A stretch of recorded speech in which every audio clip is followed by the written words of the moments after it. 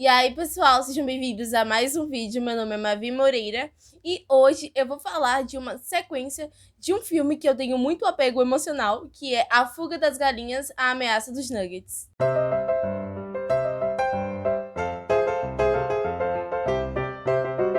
No filme, nós acompanhamos novamente a história da Ginger e do Rock e de todas as galinhas que conseguiram fugir da Granja Tweed, agora já numa sociedade que eles construíram numa ilha onde eles vivem em harmonia. Depois de anos desse acontecimento da fuga das galinhas, a Ginger e o Rock conseguiram chocar um ovo que nasceu a pintinha Molly, e agora eles vivem em família, junto nessa comunidade, até que, após o surgimento de uma granja que prometia uma vida feliz às galinhas, a jovem Molly foge de toda a sua comunidade em busca de viver essa nova vida e aventura e liberdade. Depois disso, nós temos a continuação da história, vendo como que esses personagens evoluíram com o tempo e a tentativa da Molly de seguir os passos da mãe, mesmo que ela não conheça totalmente a história. Antes de me referir à trama propriamente dita, eu devo fazer uma pausa para falar só da animação desse filme.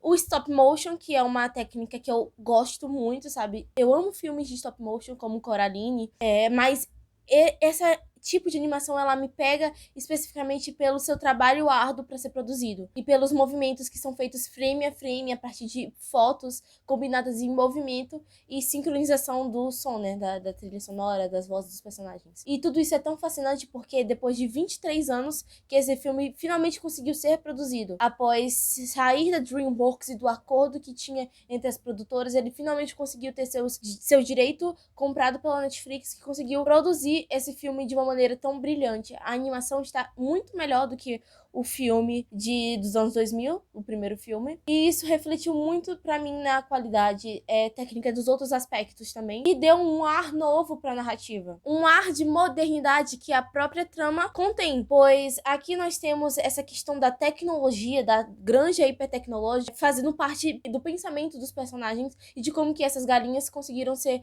cooptadas pra esse tipo de pensamento. No primeiro filme, nós temos, assim como principal metáfora, a Revolução dos Bichos, do George Orwell, como referência, e também, como algumas pessoas dizem em tom de piada, que não deixa de ser um pingo de verdade, nós temos um pouco de manifesto comunista em A Fuga das Galinhas. Aqui, as referências parecem ser outras, como Matrix, que é a principal que eu vejo, no sentido de que as galinhas estão presas nesse mundo hipertecnológico, nessa granja que ainda assim representa um perigo para elas, um risco de vida, como era na Granja Tweed, só que antes ficava muito óbvio, até pelo tom do filme, pela fotografia mais soturna. Aqui, como nós temos o apelo das cores, esse apelo sensorial que nós vivemos hoje em dia com o uso de redes sociais e desses aparatos que nos mantêm meio zumbificados como as galinhas no filme, nós vemos que aqui a maneira de cooptar essas personagens é totalmente diferente e ainda mais cruel se nós pararmos para pensar. Só que o tom do filme não deixa tão óbvio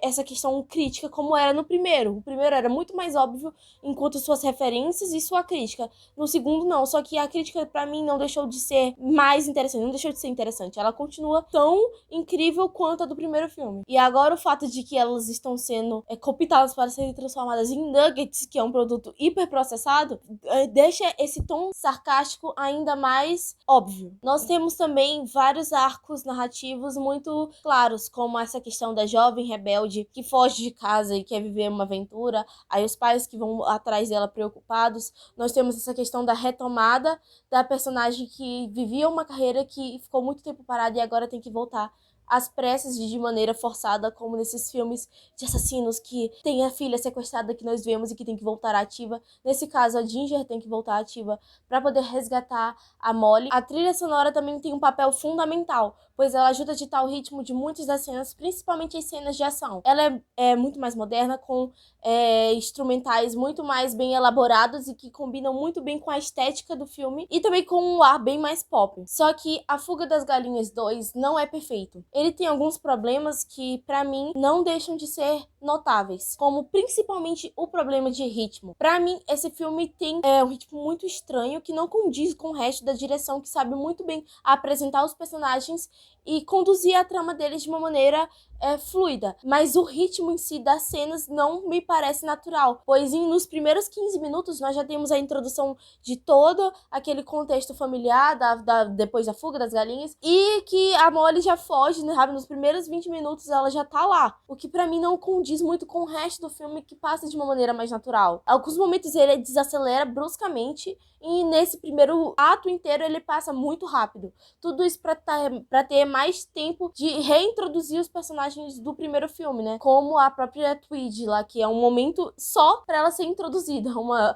montagem só pra ela ser introduzida. Então tudo isso pra mim faz com que a percepção do espectador enquanto filme, enquanto adultos que assistiram o primeiro filme quando crianças e agora podem assistir com seus filhos, percebem que o ritmo tá muito estranho. O que faz com que o filme fique mais próximo do público infantil e não do público adulto. O que é um defeito, porque esse filme apela muito pra nostalgia, o que acaba sendo uma outra armadilha. Porque essa onda de filmes que nós temos agora, que apelam pra nostalgia, todas as sequências de filmes lançados há anos atrás, que voltam agora, Hollywood decidir magicamente, só que não, trazer de volta todas essas franquias pra apelar pra essa questão da nostalgia, é uma armadilha também. Porque a mesma pessoa que se sente cativada porque assistiu esse filme quando criança, percebe que não é o mesmo filme e automaticamente diz que o segundo filme é pior. O que muitas vezes é o caso, como é o caso desse filme. O primeiro filme continua sendo melhor que o segundo. Só que isso não era pra ser um problema, era pra gente conseguir analisar esse filme por conta própria, o que não ocorre. Porque como ele está muito imerso nessa questão do apelo ao tempo que não volta mais, acaba com que o filme fique preso nesse arquétipo de continuação. Outra questão que fica óbvio a diferença de qualidade de imagem e tudo, e que é muito bem aproveitado nesse segundo filme, é o fato de que quando as galinhas confrontam pela primeira vez a Tweed, elas têm um flashbacks da época em que elas estavam na granja, né? E que aí sim eles resgatam trechos do primeiro filme, o que mostra essa diferença de qualidade e faz com que a gente tenha esse aspecto antigo, que geralmente é atribuído em flashbacks em filmes, principalmente em filmes de animação, só que agora, de fato, com a diferença de qualidade de animação entre os dois filmes, o que é muito interessante de ser aproveitado e mostra o bom senso de direção que esse filme tem, mas que peca nessa questão de ritmo. Resumindo, A Fuga das Galinhas 2 é um ótimo filme para se assistir em família. É muito divertido, tem uma trama muito boa, mas que não é inovadora, tão inovadora quanto era do primeiro filme. Ela joga muito no seguro, trazendo essa questão familiar, que já está sendo muito abordada em várias animações, como, por exemplo, em Encanto, que é a primeira que me vem à mente, que também traz essa questão familiar, e sempre joga nesse seguro, não foge muito do que a gente já viu e que já foi muito melhor utilizado no primeiro filme, inclusive. Por isso, pra mim, esse filme merece 4 estrelas. Deixa o like, deixa aqui nos comentários o que você achou de A Fuga das Galinhas 2, se você gostou e se sentiu feliz tanto quanto no primeiro filme, na primeira vez que você assistiu o primeiro filme. E diga aqui embaixo também que filmes vocês gostariam de que eu trouxesse aqui pro canal em 2024. Até uma próxima crítica.